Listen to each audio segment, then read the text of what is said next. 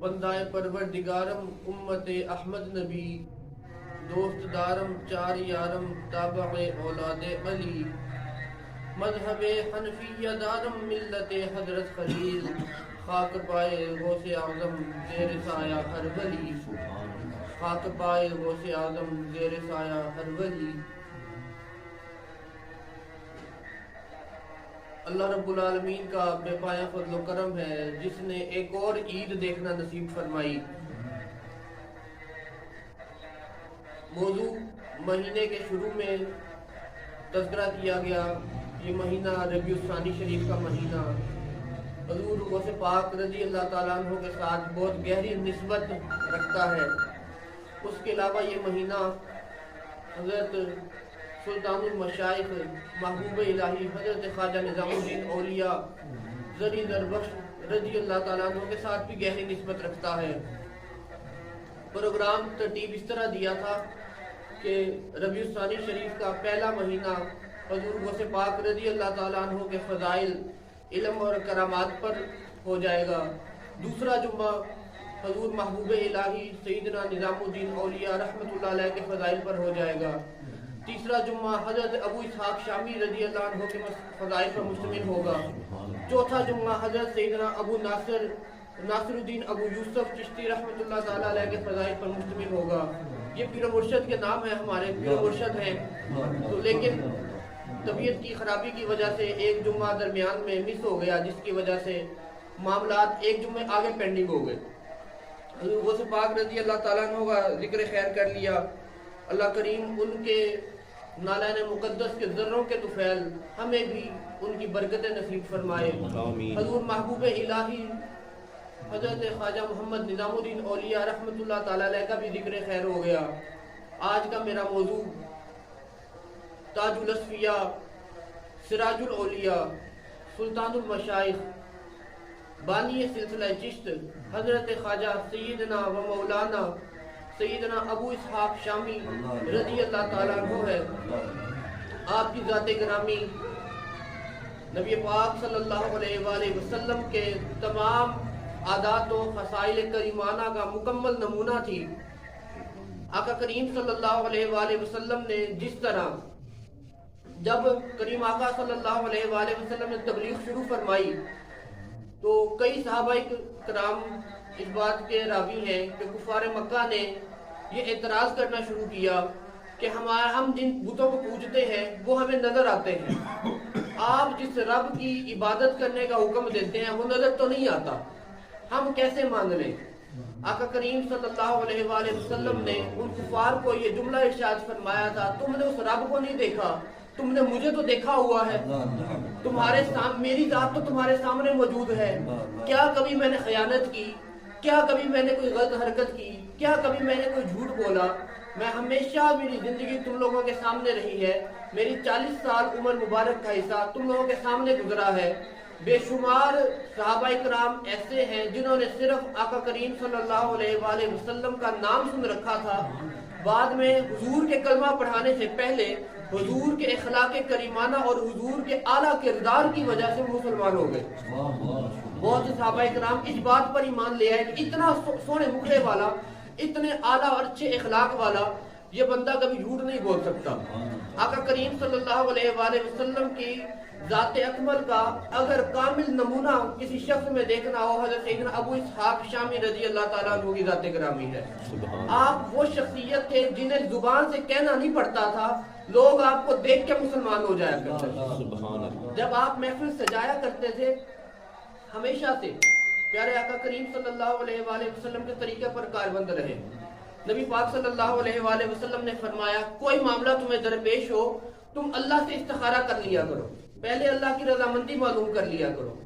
آپ بچپن مبارک سے ہی حضرت ابو اسحاق شامی رضی اللہ تعالیٰ عنہ بچپن مبارک سے ہی آپ بزرگوں کے، صوفیاء کے طریقوں کو دیکھتے تھے، سنتے تھے، پڑھتے تھے، دل میں گہری دلچسپی تھی، اللہ والوں سے بڑی محبت تھی۔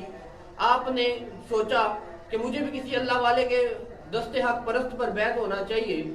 آپ رضی اللہ تعالیٰ عنہ نے استخارہ کیا۔ بعض روایات میں آتا ہے 40 دن استخارہ کیا، بعض روایات میں 60 دن کا تذکرہ بھی ملتا ہے۔ آپ نے لگاتار استخارہ کرتے گئے، جب تک آپ کو جواب نہ ملا، اللہ رب العالمین کی رضامندی معلوم نہ ہوئی، آپ استخارہ کرتے گئے۔ روایات کے مطابق 40 دن استخارہ آپ نے کیا، 40ویں دن ہاتف غیبی سے آواز آئی، ابو اسحاق بغداد چلے جاؤ، علامہ ممشاد الدینوری رحمۃ اللہ تعالیٰ علیہ موجود ہیں، ان کے جا کر ہاتھ پر بیعت کرنا۔ حضرت ابو اسحاق شامی رضی اللہ تعالیٰ عنہ اٹھے، رخت سفر باندھا، چلے گئے۔ بغداد اس وقت علم اور فضل کا مرکز تھا، جتنی بھی بڑی بڑی محدثین، مفسرین، محققین، متکلمین، علماء، فضلاء، تمام اکثریت بغداد شہر میں مقیم تھی اور وہیں پہ ان کے درس کا سلسلہ چلتا تھا۔ یہ وہ زمانہ تھا جب حضرت سیدنا جنید بغدادی رضی اللہ تعالیٰ عنہ بغداد پر چھائے ہوئے تھے۔ حضرت جنید بغدادی سید الطائفہ جنید بغدادی رضی اللہ تعالیٰ عنہ پورے بغداد پر چھائے ہوئے تھے، ہر طرف آپ کی شہرت تھی۔ آپ حضرت ابو اسحاق شامی رحمۃ اللہ تعالیٰ علیہ، جنید بغدادی رحمۃ اللہ علیہ کا نام تو سن رکھا تھا، لیکن جس وقت بغداد شہر پہنچے، ایک طرف نفس نے کہا کہ چل کے آیا ہوں بغداد شہر، حضرت جنید بغدادی رحمۃ اللہ علیہ کی زیارت بھی کر لوں، لیکن پھر خیالات نہیں، اللہ نے مجھے حکم دیا علامہ ممشاد الدینوری رحمۃ اللہ علیہ کی بارگاہ میں جانے کے لیے۔ فوراً رستہ تبدیل کر لیا، حضرت علامہ خواجہ خواجگان ممشاد الدینوری رحمۃ اللہ علیہ کی بارگاہ میں حاضر ہوئے۔ دروازہ کھٹکھٹایا، دروازہ کھٹکھٹایا گیا، اندر سے آواز آئی، کون ہے؟ عرض کیا حضور ابو اسحاق نام ہے۔ پوچھا مقامی ہو کہ بیرونی ہو، اسی علاقے کے رہنے والے ہو یا باہر سے کہیں سے آئے ہو؟ عرض کی حضور آپ کی زیارت کے لیے، بیعت کے لیے شام سے آیا ہوں، ابو اسحاق شامی میرا نام ہے۔ آپ رحمۃ اللہ تعالیٰ نے دروازہ کھولا، جس وقت چہرہ دیکھا، چہرے پر آپ کی پیشانی مبارک پر جو نور چمک رہا تھا اسے پہچان لیا اور ارشاد فرمایا کہ آج سے تمہارا نام ابو اسحاق شامی نہیں ہوگا، آج سے تمہارا نام ابو اسحاق چشتی ہوگا اور پورا چشت تم سے فیض یاب ہوگا۔ عرض کرنے لگے حضور میں تو ابھی آج پہلے دن حاضر ہوا ہوں اور میں تو شام سے آیا ہوں، شام کے شہر دمشق میں میری پیدائش ہوئی ہے، وہیں رہتا تھا، وہیں تعلیم و تربیت حاصل کی، آج پہلے دن آپ کی خدمت میں حاضر ہوا ہوں۔ پھر مرشد نے ارشاد فرمایا کہ تم نہیں جانتے لیکن ہم دیکھ رہے ہیں کہ تمہارے نام سے چشتی سلسلہ چلے گا، دنیا میں جہاں کہیں بھی کوئی بندہ تمہارے نام پر مرید ہوگا وہ چشتیوں میں مرید ہوگا، پوری دنیا میں یہ سلسلہ پھیلے گا، تمہارے نام پر پھیلے گا۔ پھر مرشد کے حکم پر آپ نے اندر داخل فرما لیا، گلے لگایا، بیعت فرمایا، بیعت فرمانے کے بعد حکم دیا کہ ابو اسحاق ہمارے سلسلے میں ہمارے جو مشائخ ما سبق، پہلے جو ہمارے مشائخ بزرگان طریقت گزر چکے ہیں، ان کا طریقہ رہا ہے کہ وہ نفی اس بات پر زور دیا کرتے تھے اللہ کے علاوہ کسی کی ذات نہیں، تم ایسا کرو اللہ کو یاد کرو۔ حضور کن الفاظ میں یاد کرو؟ فرمایا لا الہ الا اللہ کہا کرو۔ آج تک مشائخ چشت میں یہ سلسلہ چل رہا ہے، مریدین کو بھی یہ تلقین کی جاتی ہے کہ لا الہ الا اللہ محمد رسول اللہ، ہر نماز کے بعد جتنا زیادہ سے زیادہ ہو سکے، جتنا زیادہ سے زیادہ کلمہ شریف پڑھا جائے۔ پھر مرشد نے حضرت ابو اسحاق شامی چشتی رضی اللہ تعالیٰ عنہ کو حکم دے دیا کہ جاؤ اور جا کے لا الہ الا اللہ کا ورد کرو، فلاں کمرے میں چلے جاؤ، جب میں آواز ہوں تو باہر آ جانا، ورنہ بیٹھ کے اللہ کا ذکر کرتے رہو۔ آپ رحمت اللہ تعالیٰ علیہ جو حجرہ آپ کو مل گیا آپ اس میں چلے گئے۔ پھر مرشد نے حکم دیا کہ روزہ رکھتے ہو؟ عرض کی حضور آپ حکم دے میں رکھ لوں گا۔ فرمایا روزہ رکھا کرو، نبی پاک صلی اللہ علیہ وآلہ وسلم کی مرغوب سنت ہے، حضور کو بڑا پسند تھا روزہ رکھنا، روزہ رکھا کرو۔ پیر مرشد کے حکم پہ روزہ رکھنا شروع کر دیا، اور روزہ رکھنے کا یہ عالم تھا کہ پیر مرشد آپ کو 7 طے کے بعد، طے کا روزہ 3 دن کا روزہ ہوتا ہے، پیر مرشد آپ کو 7 طے کے روزوں کے بعد یعنی 21ویں دن آواز دیا کرتے تھے۔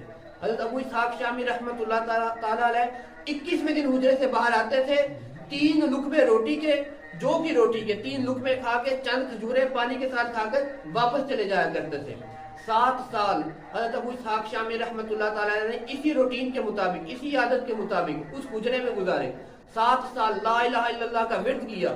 7 سال بعد ہاتف غیبی سے آواز آئی، جتنے مریدین حضرت علامہ خواجہ خواجگان ممشاد الدینوری رحمت اللہ علیہ کے اس وقت موجود تھے، تمام نے یہ آواز سنی، حضور پیر مرشد نے بھی یہ آواز سنی، حضرت خواجہ ابو اسحاق شامی نے بھی یہ آواز سنی کہ آج ہم نے ابو اسحاق شامی کو اپنی بارگاہ میں قبول کر لیا ہے، اس نے اپنی ذات کو ہماری ذات میں فنا کر لیا، ہم نے اسے اپنی بارگاہ میں قبول کر لیا ہے۔ پیر مرشد نے باہر بلایا، اور حکم دیا کہ نبی پاک صلی اللہ علیہ وآلہ وسلم کے تبرکات جو حضرت علی کرم اللہ وجہ کریم کو عطا ہوئے اور ان سے ہمارے مشائخ طریقت کو سلسلہ بہ سلسلہ چلتے آ رہے ہیں، وہ میں آج تمہیں عطا کرتا ہوں۔ اس طرح کرو، آج تک میں نے ان کی حفاظت کی، اس طرح کرو یہ لے کر چشت چلے جاؤ، تم ان کی زندگی میں حفاظت کرنا، اللہ کریم آپ کو برکت عطا فرمائے۔ حضور پیر و مرشد کے حکم پہ آپ نے وہ تبرکات حاصل کیے اور چشت نگر کی طرف چلے گئے۔ چشت ہرات میں افغانستان میں ایک پہاڑی درہ ہے، چھوٹا سا علاقہ، قصبے سے گاؤں سے بھی چھوٹا ایک درہ ہوتا ہے جہاں پہ صرف 10-12 کے قریب گھر ہوتے ہیں۔ اس درے پر آپ چلے گئے اور لوگوں کے لیے آمدرف کو دیکھنا شروع کر دیا کہ کس وقت لوگ آئیں گے، میں اللہ رب العالمین کی طرف انہیں ہدایت کی تلقین کروں گا۔ سوچا پیر و مرشد نے حکم دیا تھا چشت میں چلے جاؤ، یہاں تو 10-12 گھر ہیں، میں کس کس کو تبلیغ کروں گا، یہ تو 5-10 دن نہیں گزرنے، اللہ رب العالمین کو ہدایت سے سرفراز فرمائے گا۔ لیکن پیر و مرشد کا حکم ہے کوئی نہیں، میں یہیں رکتا ہوں۔ پیر و مرشد کے حکم پہ وہیں رک گئے۔ لیکن ایک وقت ایسا آیا کہ نہ صرف وہ 10-12 گھر بلکہ آپ رحمت اللہ تعالیٰ علیہ کی برکت سے وہ جو ایک پہاڑی درہ تھا وہ ایک پورے شہر کی شکل اختیار کر گئے۔ دور و دور سے لوگ آپ کی شہرت کا چرچا سن کر آپ کی زیارت کے لیے آیا کرتے تھے۔ سال میں ایک مرتبہ اپنے آستانہ عالیہ پر محفل سما کا انعقاد کرواتے اور حکم ہوتا کوئی دنیا دار آدمی اس محفل سما میں شرکت نہیں کرے گا۔ اس طرح کرو، پورے شہر میں اعلان کروا دو، جو بیمار ہے جسے حکیموں نے طبیبوں نے لا علاج قرار دے دیا ہے، اس طرح کرے وہ محفل سما میں شریک ہو۔ کوئی ایسا بندہ جس کی 10 سال 15 سال 20 سال سے کوئی حاجت پوری نہیں ہو رہی، اس طرح کرو اعلان کروا دو وہ بندہ محفل سما میں شرکت کرے۔ آپ محفل سما منعقد کروایا کرتے تھے۔ آپ کے محفل سما کے اختتام سے پہلے اللہ رب العالمین ان کی مرادوں کو پورا فرما دیا کرتا۔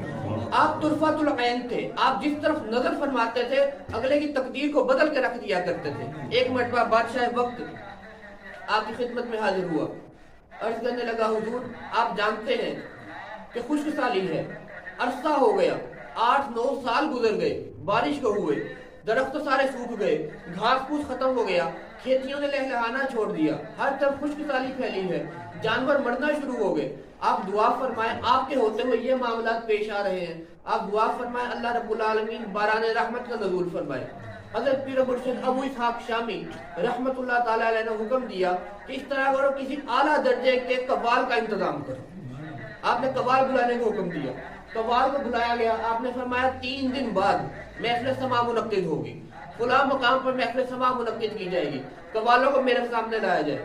قوالوں کو بلایا گیا، پہلے ان سے توبہ کروائی گئی، پھر یہ حکم دیا گیا کہ کون کون سے کلام پڑھنے ہیں۔ بادشاہ وقت کو، حاکم وقت کو حکم ہوا میں محفل سما منعقد کروں گا، کوئی دنیا دار بندہ میری محفل میں شرکت نہ کرے۔